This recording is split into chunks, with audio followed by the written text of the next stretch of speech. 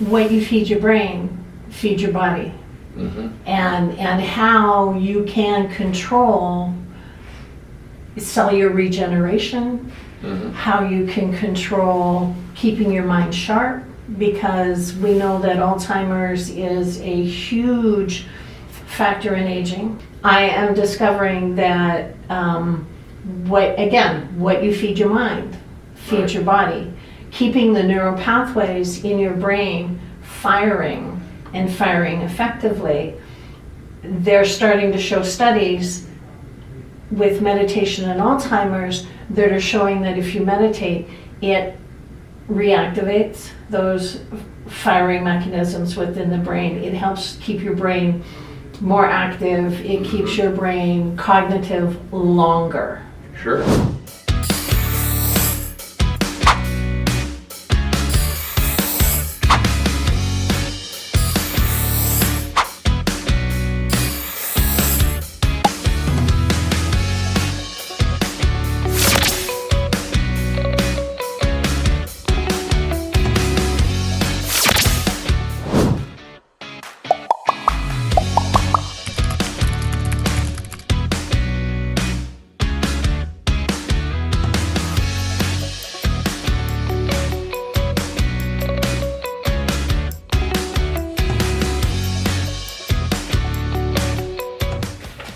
Hey there, welcome to the Living Well, Aging Smart podcast, the podcast for seniors who are looking to live their best life ever.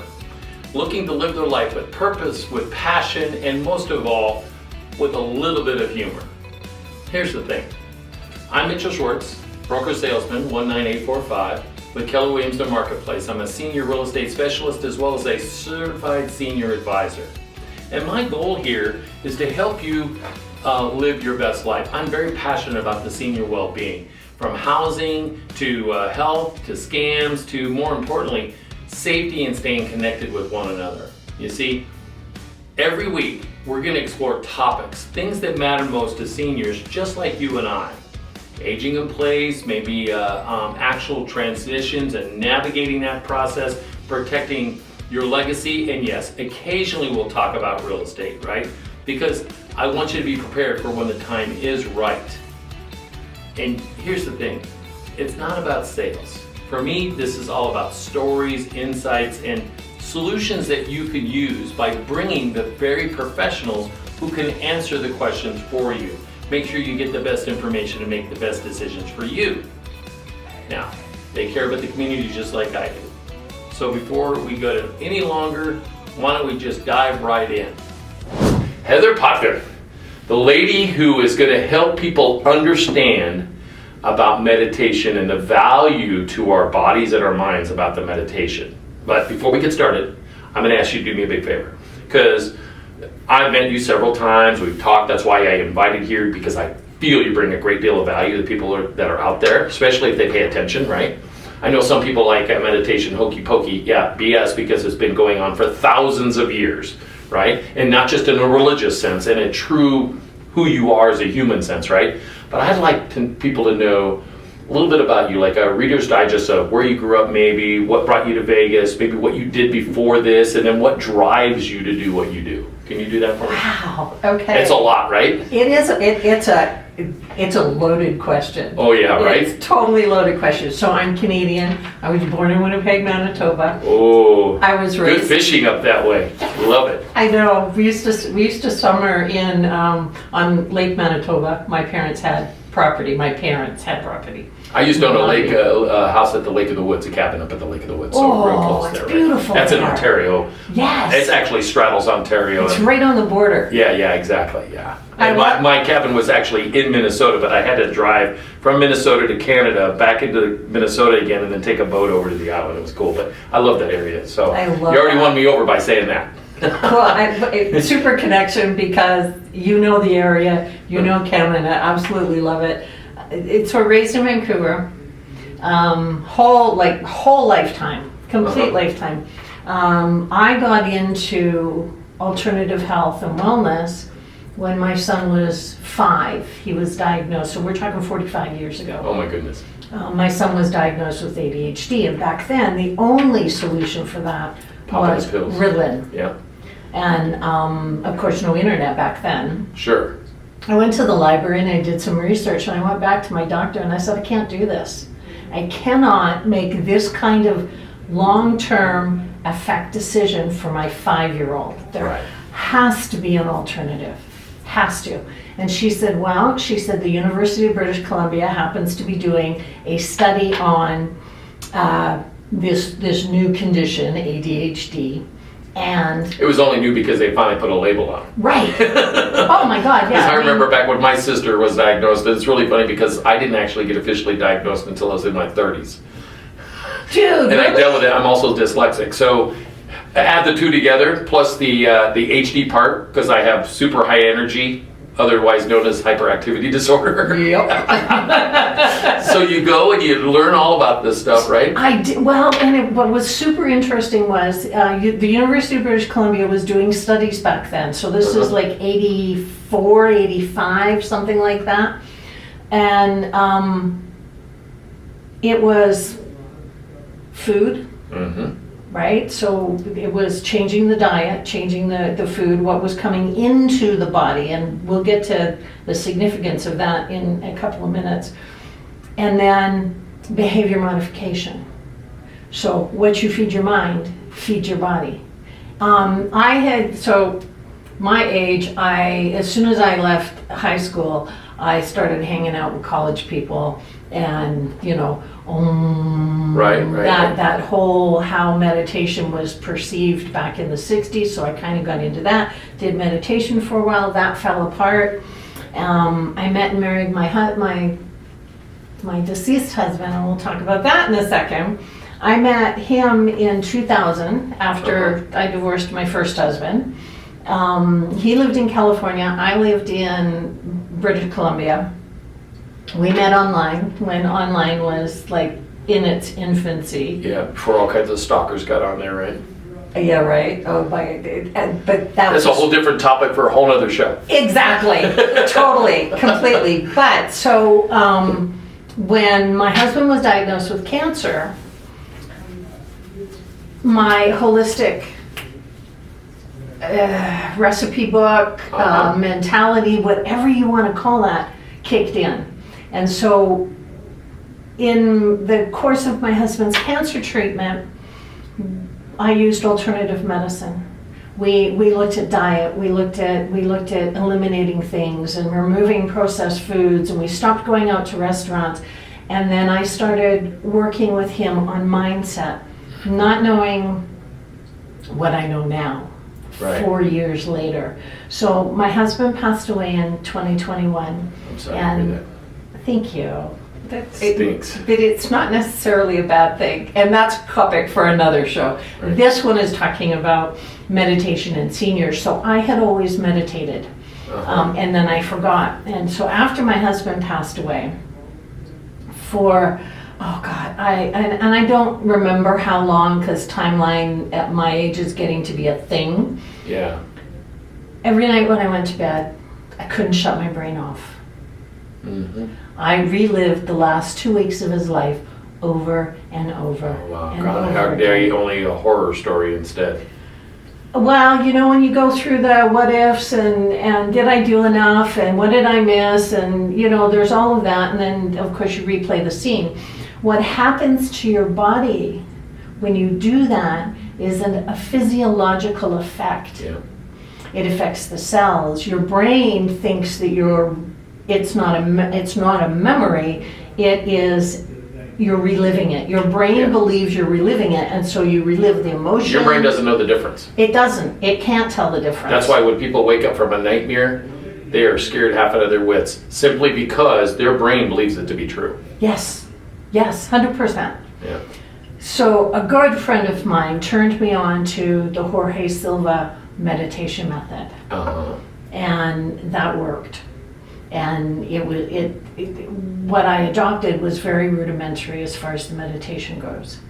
That was 3.5 years ago, I think. Yeah, probably about 3.5 years ago. And then I discovered the Gaia channel. Somebody tuned me into the Gaia channel, and I started watching Rewired. And I what Dr. Joe Dispenza talks about blew my mind because it gave scientific fact to everything that I already believed about meditation.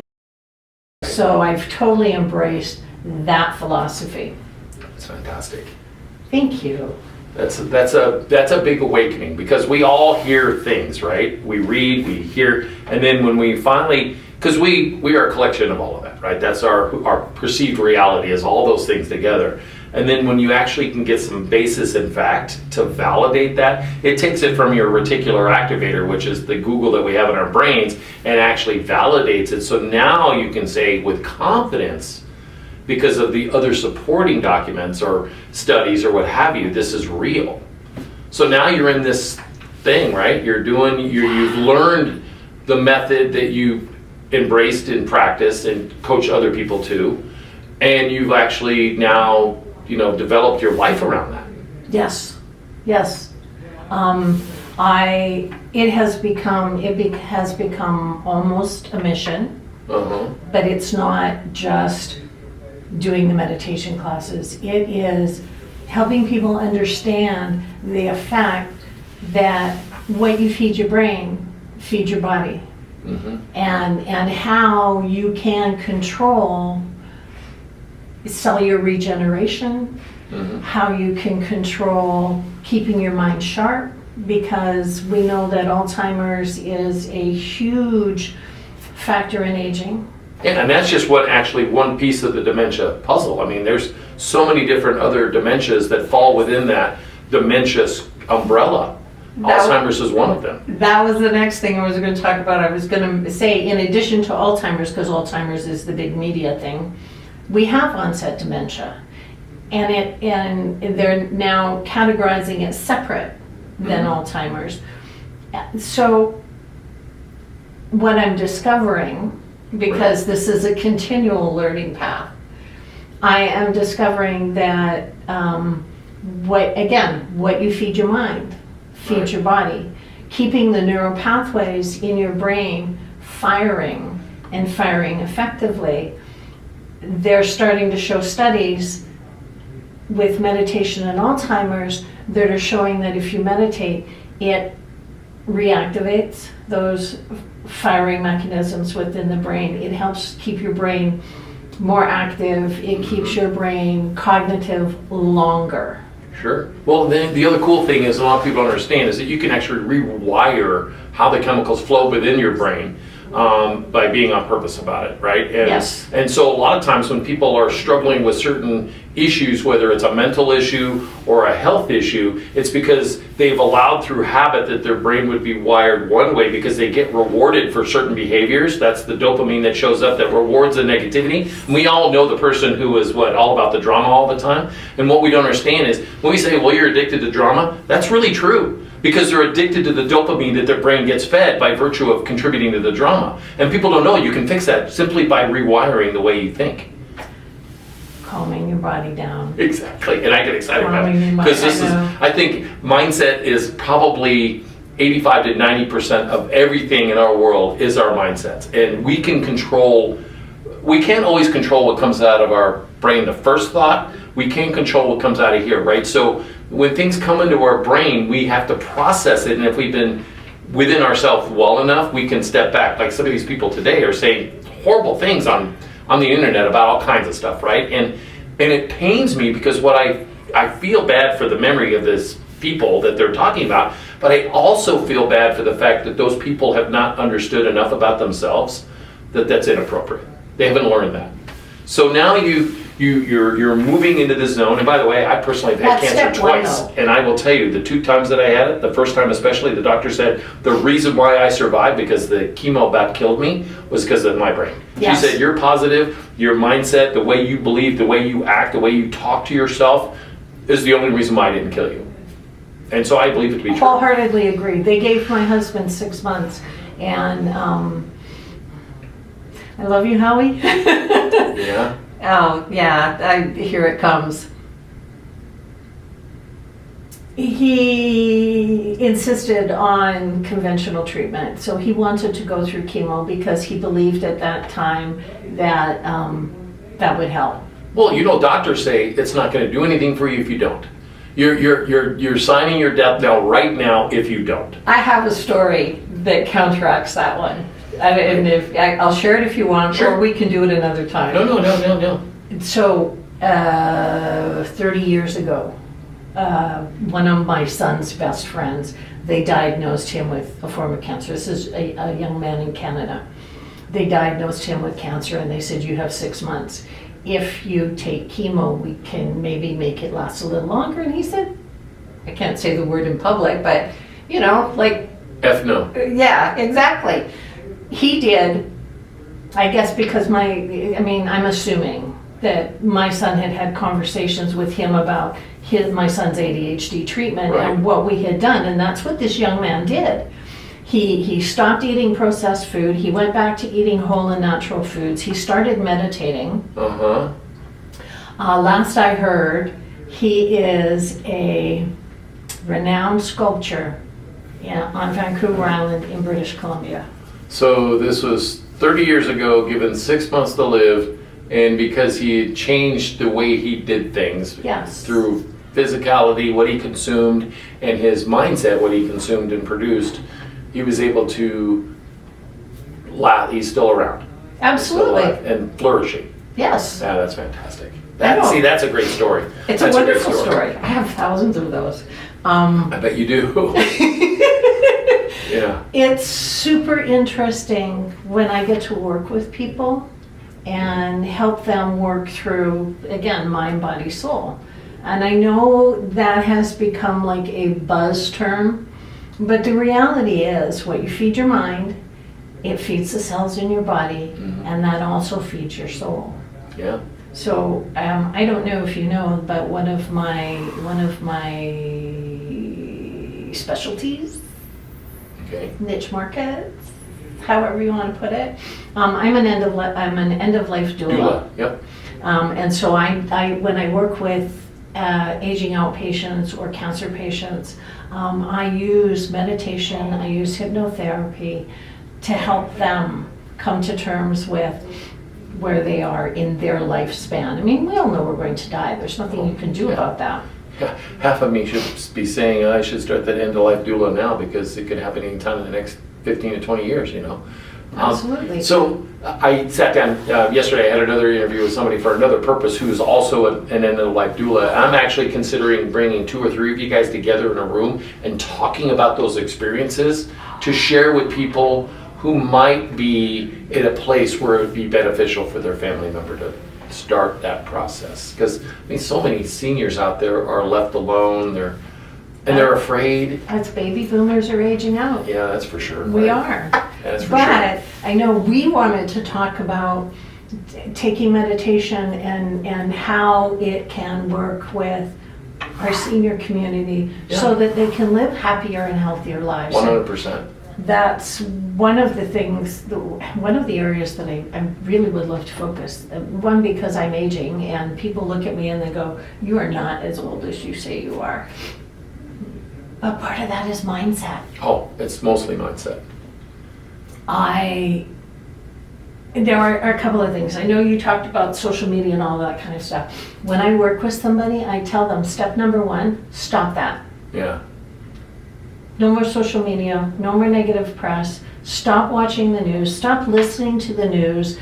What that creates is that creates a negative imprint on your brain. Mm-hmm. That negative imprint then transfers into the cells in your body, and it creates stress, it creates high blood pressure, it can create diabetes. All the things, yeah. All of those things that in the 90s we talked about.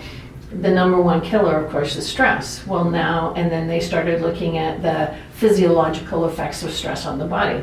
Right. Well, now we need to look at the metaphysical effects of all of that on the body.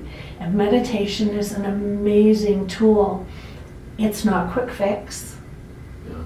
Definitely not quick fix. It takes time and effort and concentration, absolutely, until you can get to the point where muscle memory then takes over. And you were talking before we started this about how you meditate, which is perfect because that you're now in the muscle memory phase. So when you decide intentionally that that's what you want to do, your body goes, all right, we're going to slow down the heart rate. We're going to allow the blood to flow through the body freely. Yeah. Right? We're going to clear the mind, remove all of the stress, and we're going to allow things to just flow and sort.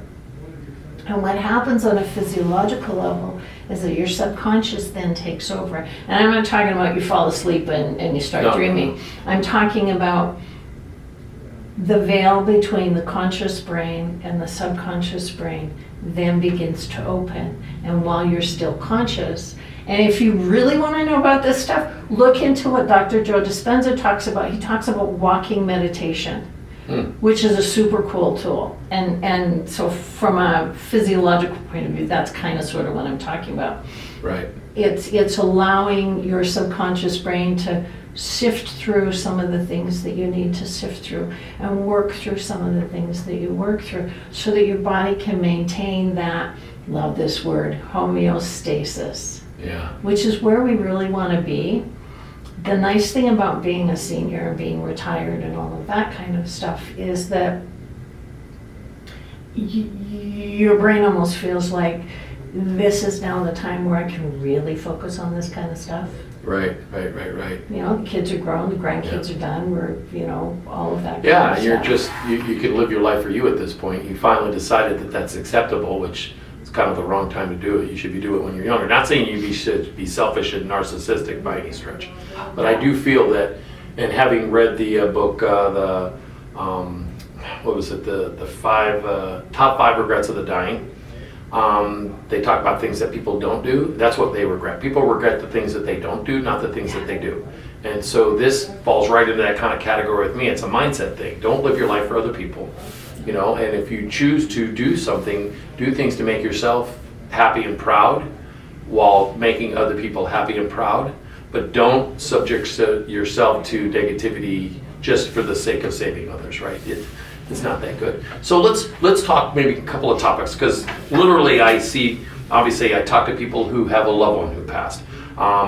Senior divorce is on the rise. That's a divorce of a spouse is a big one that people get, like depressing kind of stuff, but I think meditation can help them through it. And then one of the top 5 is moving, transitioning. So those are the 3 biggest things that a lot of my clients and prospects are dealing with. And how would you, if you sat down with somebody who had a spouse pass away, what would be something that they could do to at least start enlightening themselves up to the idea that they should call you?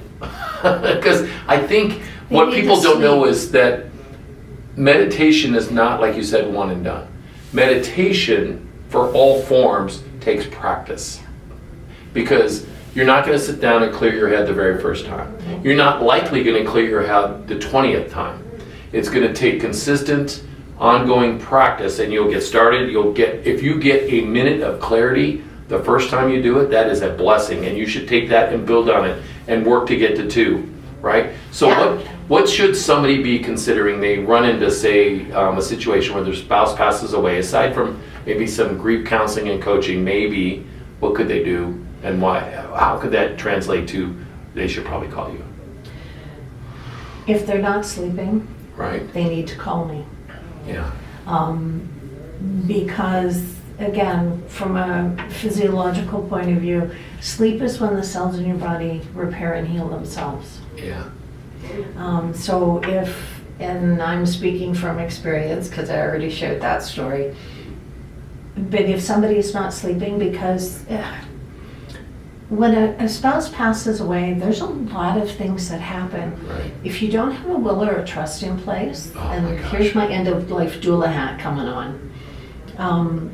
If you don't have that in place, that creates a whole mess of stuff over here to deal with probate and dealing with, disposition of property and transferring of assets and all And the of infighting that kind of happens stuff. when those things are not buttoned up beforehand. Well, let's not talk about the infighting. Right. Even people that I have experienced who have all of that in place, the infighting still happens.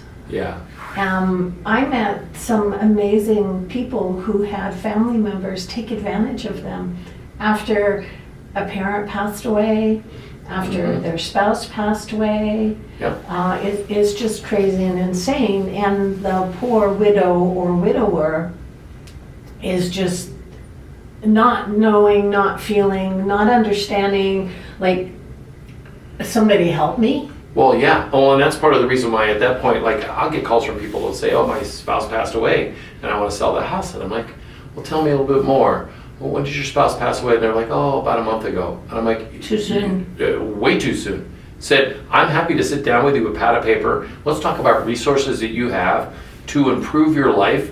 So in a year from now, when you're ready to make this decision, you're making it for the right reason, not because you're being pushed into it, not because you feel that you can't do things, you can't deal, and you're avoiding. Let's do the right thing, because the last thing I'd ever want to do is put somebody's house on the market, get it sold, get it moved, and then them regret it later.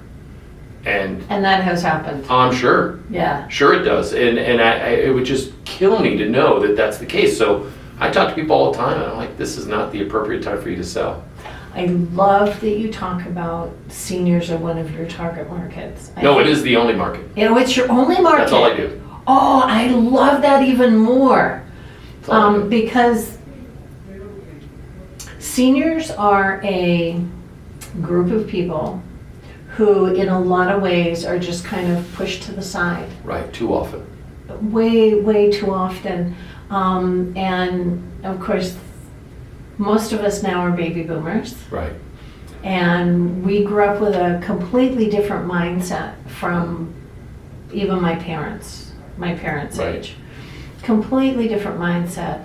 We're looking at, I can remember in the 80s, the 90s, they were talking about, 40 being the new 20, and then 60 was the new 40, and now 80 is the new 60, and that's because of the effect of baby boomers. We still have that mindset that we're younger, we can still be healthy. We are also, unfortunately, the first generation of processed food. Yeah. Well, we're also the generation that got the benefit of watching the $6 Million Man, because then we get to see that you could rebuild me, right? So we also have a false sense of what technology can do for us as well. That is true. That is very true. Right? So again, let's just go back to that question. Somebody has a family member pass, or maybe they have a divorce. What would be, aside from the sleep thing, because the sleep deprivation is your body way of saying there's something going on.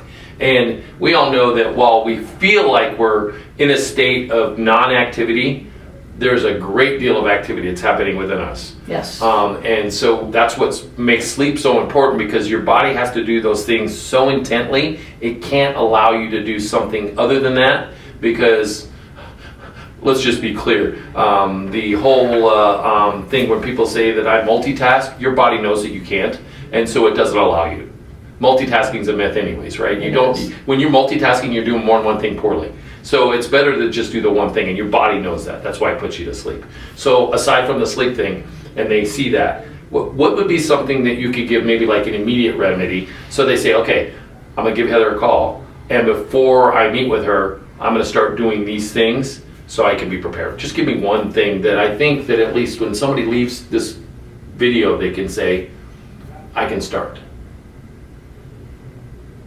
Because I know it's involved, and trust me, I don't want you to feel like I'm demeaning what you do by asking that. Because I'd like people to feel like, listen, at least I got a tool. Maybe I'm stuck at home and I don't know what to do. Maybe I can just do something in my room by myself, and I can feel like I can start addressing this.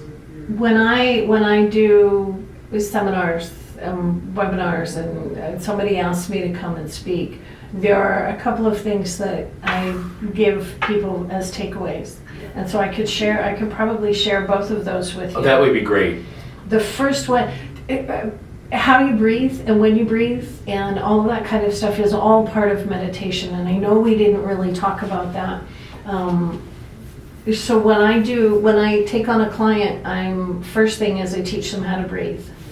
The second thing is I teach them how to quiet their mind. And then, of course, the third thing is we do a little bit of hypnotherapy so that we're rewiring the brain to have a good conversation, send positive electrical energy through the body. So, one of the things that I can give to people who are watching this or listening to this is what I call it's a neurological reset. And what it does is it opens the channel between the brain and the body. And think about it this way. When you're really super hysterical and you can't breathe, you do this, Right. right? Or if you're like crying profusely and you can't catch your breath, you do this. Right. That movement changes the electrical pathway between your brain and your body. Positively or negatively? Positively. Right. So what it does is, and I'm getting chills down the back of my neck because I just did it. What that does is because what happens when you're in that state, when you're in a state of really grief or you're within, and divorce can be the same thing. You can be going through a different kind of grief, but it's still grief. It's still grief. It's still stress. Grief is just about loss, basically. So, I mean, it doesn't matter what kind of loss, it's loss. Right. One is no better, no worse than the other. They're just different. And so when you're in that, your brain moves into fight or flight mode. Mm-hmm. And now we're getting a little technical, but that's what happens. And so if you can do something as simple as changing a breath movement to change your body from fight and flight to, okay, let's take a step back. Mm-hmm. Let's take a breath. Let's calm down. Yeah. Allow your brain to process what's going on. And so doing a neurological reset is one of the, and there are two ways you can do it. So this quick breath in and then one long, slow breath out. I don't know if your mic's going to pick it up, but this is what it's like. So close your eyes, feet on the ground, and then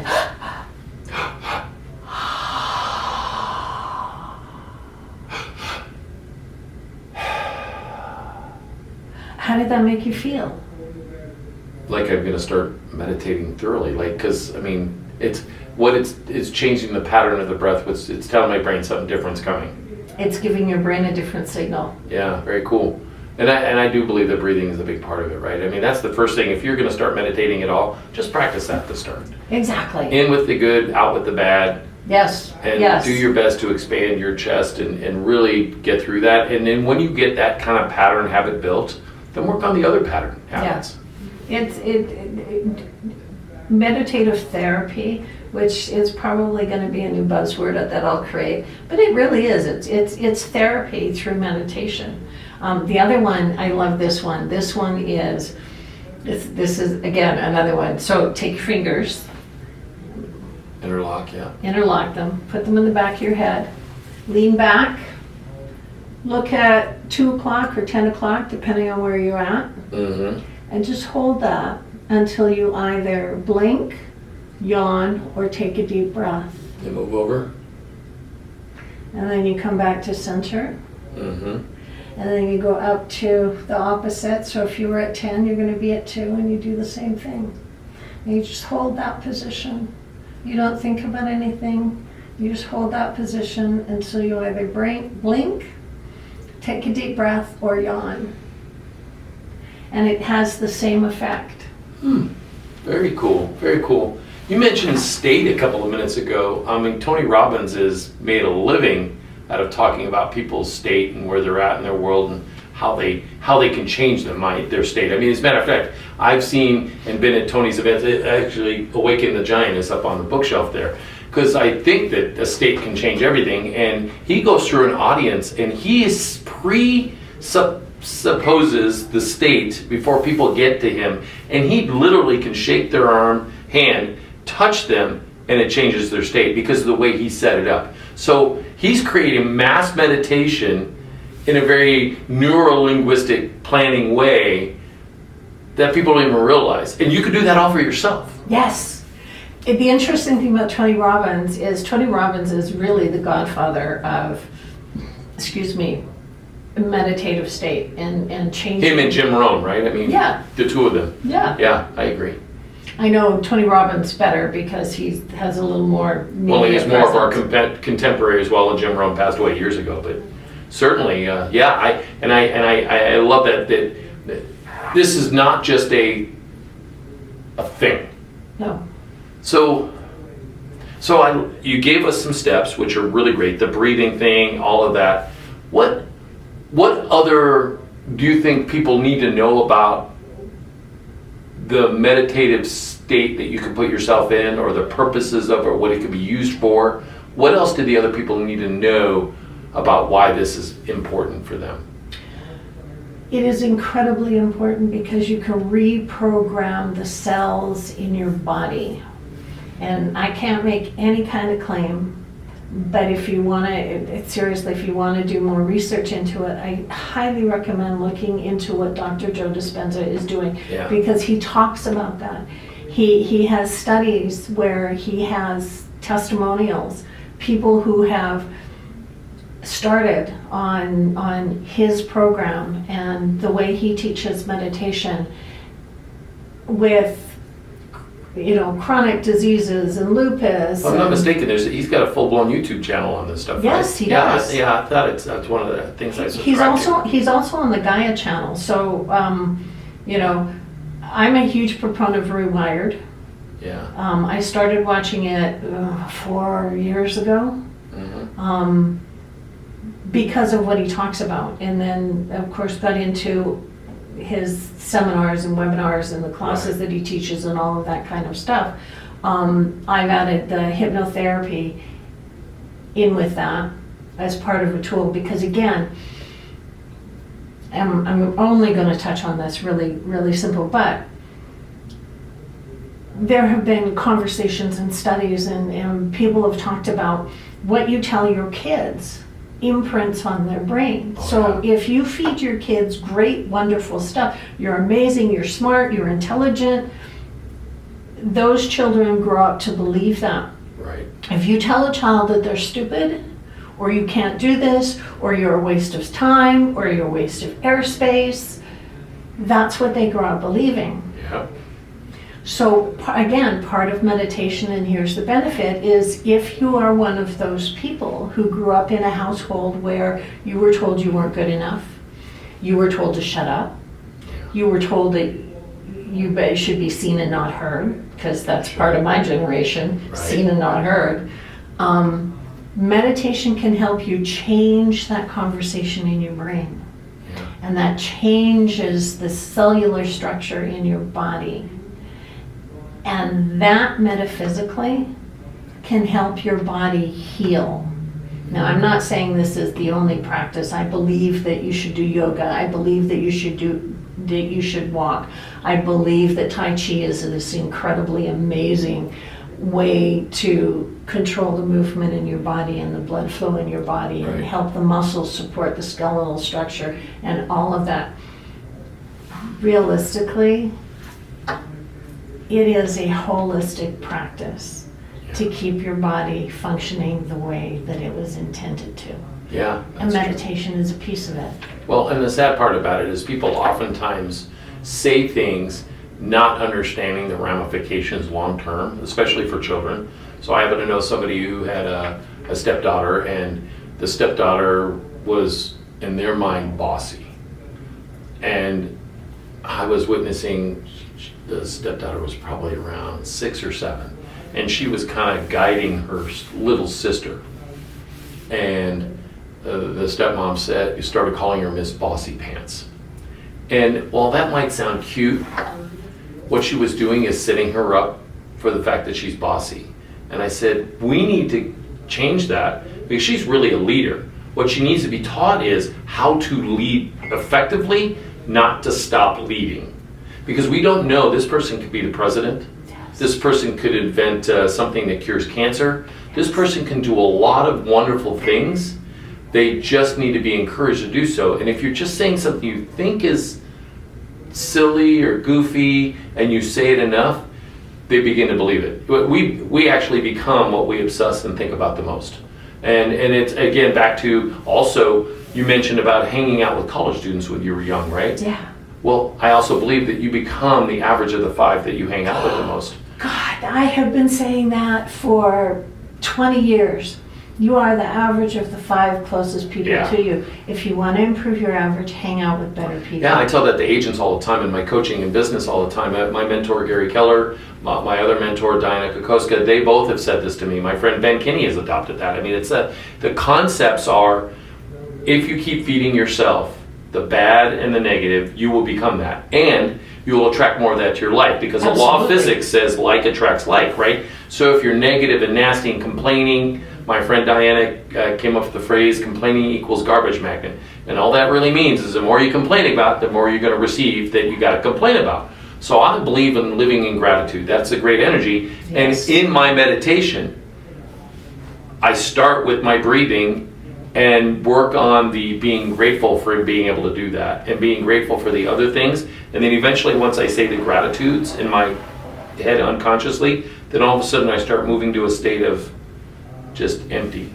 And I love that. It makes me feel really good when I'm done. And it's not a 40-minute thing. It's 20 minutes. And I feel that I come out of that refreshed, and I usually go right into my workout after that, because I do it during my warm-up. So it's pretty awesome. Well, you were saying earlier you do it when you're on the treadmill. Correct. That's a perfect time. So if you have listeners who go to the gym, they do treadmill, they do Pilates, or elliptical or stretch or whatever. Any of those kinds of things during those moments, because I'm pretty sure that unless they're newbies at it, muscle memory has taken over the moment that they've walked into whatever that facility is. So that will free their mind to start. You know, I'm really grateful that my body can still do this. I'm really grateful that I have the time that I can take care of my body. Yeah. And then you move into that gratitude, and again, the cells in your body begin to believe all of that. And as we age, we want and need to be healthier. Yeah, well, I started doing it originally. I pictured the blood in my heart, and I just pictured what a cell looked like, and I just followed it. And along the way, I was distributing the goodness, then bringing it back, and then distributing the goodness. And that, for me, is how I learned how to do this. I wished I'd only known how to do this better when I was going through my first cancer treatments, 30 years ago. Only because I think I would have been even stronger. I just did it instinctively because I felt that I had way too much to do on this planet. I wasn't going to give up. But certainly, yeah. So this has really been very cool, and I would like to first off get permission to publish how people can get a hold of you. So we'll make that. Likely, what I'm going to do is we'll probably put like a page or a link up on my website and get that to happen, so people can go and they can find you through the episode, of course, and other places, so people can actually schedule time to get to learn how to do this effectively. And then I think another time we should have you come back and talk about Reiki. Because I think Reiki and the energies and the transferences, all of those things are terribly powerful. And when you add the two together, you can accomplish a lot, because you're just give everybody a teaser about what Reiki is.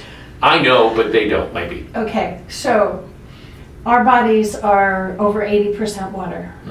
Water is the single most conductive property on the face of this earth. Above all else. Above everything else. I'm going to give you another one that there's a study that was just done where the frequency of the brain is equal to the frequency of the center of the earth. Oh, wow. Which tells you that we are linked with this earth. Yep. Energetically. And linked to each other because of that. Oh my God, yes, and to each other. And so Reiki is a way of ensuring that the flow of energy through your body is effective and functioning. Yeah. I know some people think that it's based on Tibetan practices. Right. It's also based on Japanese healing modalities. That's been around for thousands of years. Thousands of years. So I think it's super cool, and again, it's a holistic approach to being healthy. It's taking care of your mind, your body, and your soul. Yeah, that's fantastic. I think we should do an entire episode just on Reiki. Oh, we totally could. I think so, right? And I think that would be good. Would you be interested? Maybe we could talk about having like a group event. Maybe we could have a bunch of people come in, and you can teach them a few things, and then maybe let me see what I can do to work that out. And if you're interested in that, you're seeing this video or whatever, let me know, and through a message or however you get to me that you'd like to be included if you're local, because I think we could put something together. I got a really huge room somewhere. We could maybe put 75 or 80 people in a room and really change some lives. That would be amazing. Wouldn't that be cool? Yes. Yeah, let's talk about totally that cool. on another time. And then we'll talk about Reiki, and then we'll talk about maybe an event at that point. We'll plan it, so when we publish this, we can talk about bringing the two together, and maybe you can even have you could have maybe a couple of the Reiki masters or meditators there to help and teach people how to do this well. So when they leave, they have enough. But then if they also say, you know what, this is important enough to me long term, I'm going to keep coming back, we'll come up with that solution too. Because I love that mindset idea. is way too important to let it go to waste. Way too important. And as we age, I think it's more important. If you notice, my thing says living well, aging smart. That is the name of the podcast. I absolutely love that. We have the opportunity to change so much if we choose. And it's all about choice. First you make the choice, then the choice makes you. And I believe that to my core. And sometimes it's just a slight change of what we're doing up here. So thank you very, very much, Heather. I really appreciate you very much for being here. I'm excited to share this with other people because this meditation has really helped me in my life. And I'm going around talking a lot because a lot of people I speak with sometimes think I'm kind of hokey when I talk about it. But it for me, it's a real deal. Oh, yeah. And I don't have to be silly about it. I just have to take the time. It's just you could do this in your car. Easily. And I suggest that if you're living a life or have a job or a relationship that is challenging, finding the opportunity to do this in the place that you can do it to give you clarity to make the better decisions is the right thing to do for you. I would wholeheartedly agree. I am so honored and blessed that you allowed me to come and hang out with you for this period. Yeah, it's been fun, huh? It has. It's been a lot of fun. I do what I do, and it's super cool to be able to share that with people. Yeah, I mean, you're making lives better, one little brain at a time. Yeah, outstanding. I love that. Thank you very, very much. You are so welcome. Thank you so much for joining me today on the Living Well, Aging Smart podcast, the one for seniors to help you live your best life possible. This is a way that we're going to take the next step to make sure that you're aging clearly, safely, and more importantly with confidence and in a community that cares about you. Today's episode, for me, brought up questions that I think you'd probably want to be involved in asking. Talk to your family, whomever you got to talk to. Maybe it's about your own housing transition. Anything that comes up about what we talked about today in the podcast, or if you just have questions about the market in general, you can click on the link in the description and get an easy 15-minute phone call with me just to ask your questions, or you can shoot an email to them, or you can just call me directly on my cell phone, 702-303-0040. You're also free to go to my website, seniораssistanceteam.com. There's lots of information there, places you can dig around and find some helpful resources and guides and tools to help you with your next step. But here's the thing also. You should probably, if you like this, subscribe to it, leave a review, maybe share it with somebody you know that would appreciate it or get benefit from this information. In either case, until next time, stay safe, stay smart, live well, and age smart. Thank you so much for being here.